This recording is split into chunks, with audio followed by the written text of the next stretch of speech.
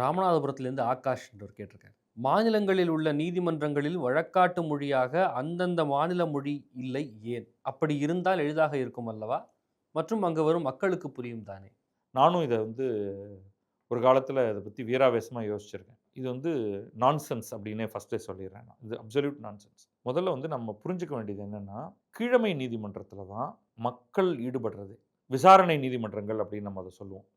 உரிமையியல் நீதிமன்றம், விசாரணை நீதிமன்றம் அப்டின்லாம் சொல்லுவோம். அங்க மக்கள் மொழியில தான் நடக்குது. ஹைகோர்ட்ல யார் வழக்கு தொடுக்கிறாரோ, யார் மீது வழக்கு தொடுக்கிறாரோ, அவர்கள் போய் ஏதோ அந்த குற்றவாளி கூண்டெல்லாம் நிக்க வேண்டிய தேவையே கிடையாது. கேஸஸ் நேரடியா ஹைகோர்ட்டுக்கு போறதே கிடையாது. கீழமை நீதிமன்றத்தில போனதுக்கு பிறகு, அங்க ஒரு வேர்டிக்ட் வந்ததுக்கு பிறகு தான், அது மேல அந்த இடத்துக்கு போகுது. முழுக்க முழுக்க வக்கீல்கள் மட்டுமே இருக்கக்கூடிய அறையாகத்தான் ஹைகோர்ட் இருக்கு. நீங்க அதிகபட்சம் நீங்க அந்த கேஸ்ல இன்ட்ரஸ்டட் பார்ட்டினா, நீங்கள் போகணுங்கிற அவசியமே கிடையாது நம்பர் 1. நீங்க போய் தான் ஆகணும்னா, நீங்க போய் உங்க பின்னாடி நீங்க கேட் பாஸ் போட்டுட்டு அவங்களுக்கு என்ன ஏதுன்னு கேட்டு பின்னாடி போய் உட்காந்துக்கலாம். நீங்க எழுந்து நின்னு எதையுமே பேச போறதில்ல. அவங்க என்ன பேசினாலும் உங்களுக்கு புரியாது. நான் இது ஹைகோர்ட்டுக்கு போயிட்டு வந்ததுக்கு பிறகு நான் இத சொல்றேன். நானும் ஆரம்பத்தில ஆ, ஊ அப்படின்லாம் நினைச்சுட்டு இருந்தேன். இது ஃபர்ஸ்ட் பாயிண்ட். மக்களுக்கு புரியும் தானே அப்படிங்கிறதெல்லாம் நீங்க அங்க விசாரணை நடக்கும் பொழுது you are not even involved. 2 பக்கத்துக்கான வழக்கறிஞர்கள் இருக்காங்க. ஜட்ஜ் அல்லது ஜட்ஜஸ் இருக்காங்க. அது பெஞ்ச் அப்படின்னா 2 அல்லது 3 பேர் இருக்க போறாங்க. இல்ல ஒரு நீதிபதி இருக்க போறாரு. அவ்வளவுதான். அவங்க அவங்களுக்குள்ள பேசிக்கிறாங்க. நீங்க உட்கார்ந்திருக்கிற இடத்துல உங்களால கேட்க கூட முடியாது. ரொம்ப ஃபீபிளா இருக்கும்.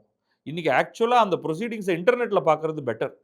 உங்களுக்கு பெட்டராவாவது கேட்க ஆரம்பிச்சிருக்கு இன்னைக்கு. ஸோ இது ஃபர்ஸ்ட் பாயிண்ட். அடுத்தது ஈவன் இன் ஹைகோர்ட்லயே அவங்க தமிழ்லயும் பேசுறாங்க, ஆங்கிலத்திலயும் பேசுறாங்க. அதுல ஒரே ஒரு சேலஞ்ச் மட்டும் இருக்கு. யூசுவலி தலைமை நீதிபதி வேறு மாநிலத்தைச் சேர்ந்தவர். அவர் தமிழ்லாம் கத்துக்கவே முடியாது. ஏன்னா, அவர் இங்க இருக்க போறது 6 மாசமோ, 1 வருடமோ, அவர் ஆல்மோஸ்ட் ரிட்டயர் ஆகுற காலத்துக்கு வருவாரு. ஆனால் அவர் எப்பொழுதுமே ஒரு பெஞ்ச்ல தான் அமர்ந்திருப்பாரு. அப்ப அவருடைய பிரதர் ஜட்ஜ் இருக்கார் இல்லையா? அவர் தமிழ்நாட்டைச் சேர்ந்தவர். ஸோ ஏதோ ஒரு சிச்சுவேஷன்ல நீங்க ஏதோ மெட்டீரியல் பிரசன்ட் பண்றீங்க, அது தமிழ்ல இருக்குன்னா, அத அவர் ஆங்கிலத்தில மொழி மாற்றி சொல்ல முடியும் அவரால. அல்லது நீங்க இங்கிலீஷ்ல இத டிரான்ஸ்லேட் பண்ணி இத கூட இதோட சேர்த்து குடுத்துருங்க என்று சொல்லிவிடலாம். உங்களுடைய அஃபிடவிட் குடுக்கும் பொழுது. தலைமை நீதிபதிக்கு அந்த மாநிலத்தின் மொழி தெரியாது. ஸ்ட்ரெய்ட்டா சொல்லிடுறேன் நான் இப்பவே. அதுதான் ஸ்ட்ரக்சரே. பொறுப்பு நீதிபதியா இப்ப தலைமை நீதிபதி ரிட்டயர் ஆயிட்டாரு. அல்லது வேற இடத்துக்கு மாத்திட்டாங்க. அடுத்த தலைமை நீதிபதி போடுறதுக்கு முன்னாடி சீனியர் மோஸ்ட் ஜட்ஜ பொறுப்பு தலைமை நீதிபதியாக போட்டிருப்பாங்க. அவருக்கு மட்டும் தான் தமிழ் தெரியும். This is the fact. அப்ப முழுக்க முழுக்க வாதாடுதல் அப்படிங்கிறது தமிழ்ல நடந்தா, தலைமை நீதிபதி பெஞ்ச்ல எப்படி நீங்க வாதாட போறீங்க? இது 2வது பாயிண்ட். அப்ப அவர்கிட்டக்க உங்களுக்கு தெரிந்த ஆங்கிலத்தில நீங்க பேசணும். இது வழக்கறிஞருக்கு. ஆஸ் அ பார்ட்டி உங்களுக்கு இது பிரச்சனையே கிடையாது. நீங்க வாதி, பிரதிவாதி நீங்க பாட்டுக்கு உட்கார்ந்துட்டு இருக்க போறீங்க. அவங்க ஏதோ பேசுறாங்க. பேசிட்டு உங்க லாயர் உங்கள்ட்ட சொல்லுவாரு. இதாங்க நடந்தது அப்படின்னு. சரி அப்படின்னு போறீங்க. இன்னைக்கு ஜட்ஜ்மென்ட் வந்துருச்சு எனக்கு புரிஞ்சுக்க முடியல அப்படின்னா, ChatGPT அத உங்களுக்கு மொழி மாற்றி கொடுத்துற போகுது. 1 second. Not a problem anymore. அதையும் தாண்டி நீதியரசர் ஆனந்த் வெங்கடேஷ் பெஞ்ச் இப்ப ஒரு பர்ட்டிகுலர் கேஸ் இப்ப வந்தது.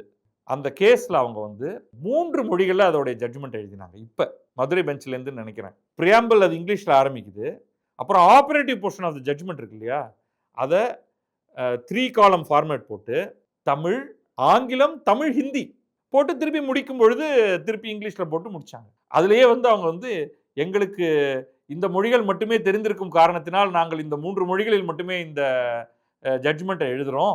ஸோ இது அனைத்து பெண்களுக்கும் இது போய் சேர வேண்டும் அப்படிங்கிறதுனால நாங்க இத தமிழ், ஆங்கிலம், ஹிந்தி என்னும் 3 மொழிகளிலும் போட்டிருக்கிறோம் அப்படின்னு அவங்க பண்றாங்க. இன்றைக்கு ஜட்ஜஸ் நினைச்சா அவங்க தங்களுடைய தீர்ப்புல ஆங்கிலத்தில் தீர்ப்பை எழுதிவிட்டு கீழ தமிழ்ல தீர்ப்ப ஆட் பண்ணா யாரும் அவங்கள குறையே சொல்ல முடியாதுங்கிறத இது காண்பித்து விட்டது. இப்போ வந்திருக்கு. இது லா லாஸ்ட் 1 மாசத்துக்குள்ள எனக்கு நான் பார்த்த தீர்ப்பு இது.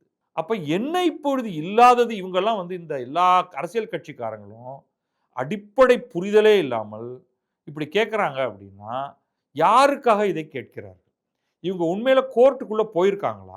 ஒண்ணும் கிடையாது. கீழமை நீதிமன்றங்கள்ல நடப்பது எல்லாமே தமிழ் தான் நடக்குது. நீங்க இங்கிலீஷ்ல பேசலாம். நீங்க இங்கிலீஷ்ல பேசக்கூடாது, நிறுத்துங்க, தமிழ்ல பேசுங்கன்னு அவங்க சொல்ல மாட்டாங்க. Most of the sessions judge, magistrate கோர்ட்ல இருக்கிறவங்க எல்லாருக்கும் ஆங்கிலம் தெரிகிறது. நீங்க ஆனா தமிழ்ல பேசினா, தமிழ்ல பேசாத, இங்கிலீஷ்ல பேசு அப்படின்னு அவங்க சொல்றது இல்ல. ஹைகோர்ட்லயும் இடையிடையில தமிழ் தெரியக்கூடிய ஜட்ஜ் இருந்தா, அவங்க தமிழ்லயும் பேசுறாங்க, ஆங்கிலத்திலயும் பேசுறாங்க. இதையும் நான் பார்த்துருக்கேன். நான் பார்த்துட்டு சொல்றேன். இதெல்லாம் வந்து ஃபர்ஸ்ட் ஹேண்ட். அப்ப என்ன பிரச்சனை இவங்க கண்டுட்டாங்க? ஜட்ஜ்மென்ட் ஆங்கிலத்தில் வருகிறது. இந்த ஜட்ஜ்மென்ட் ஆங்கிலத்தில் வருவது ஒரு சின்ன அமெண்ட்மென்ட் மூலமா சட்டத்த கூட அமெண்ட் பண்ணணுங்கிற அவசியம் கிடையாது. ஜட்ஜஸ் பை பிராக்டிஸ் வந்து நாங்க இங்கிலீஷ் தான் ஆப்பரேட்டிங் ஜட்ஜ்மென்ட். ஆனா தமிழையும் அதுல வந்து ஏஐ புரோகிராம வச்சு நாங்க தமிழையும் சேர்ப்போம். தமிழ நீங்க படிச்சு புரிஞ்சுக்கிறதுக்காக. ஆனா இ இது மெட்ராஸ் ஹைகோர்ட் ஜட்ஜ்மென்ட்ட மத்திய பிரதேஷ்ல கோட் பண்ணலாம். உச்சநீதிமன்றம் கோட் பண்ணலாம். அப்ப அவங்களுக்கு வந்து அது இங்கிலீஷ்ல இருந்தா தான் பண்ண முடியும். அவர்களுக்கு அந்த மொழி தெரியலன்னா அவங்க எப்படி இத கோட் பண்ணுவாங்க?